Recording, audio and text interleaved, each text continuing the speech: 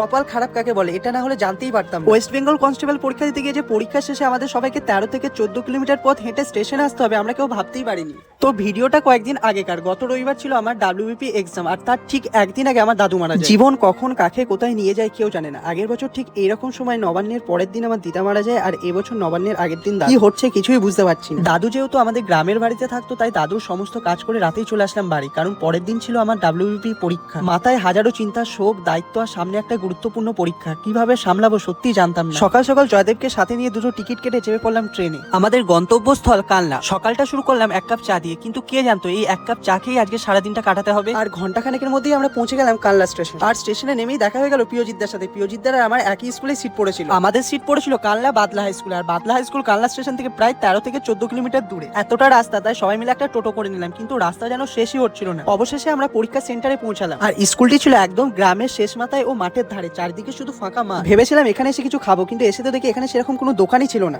সকালে খাবার কিছু খাইনি, ট্রেনে এক কাপ চা খেয়েছিলাম, আর সেই চাই ছিল সারাদিনের ভরসা। একটু এদিক ওদিক করার পর দাঁড়িয়ে পড়লাম লাইনে।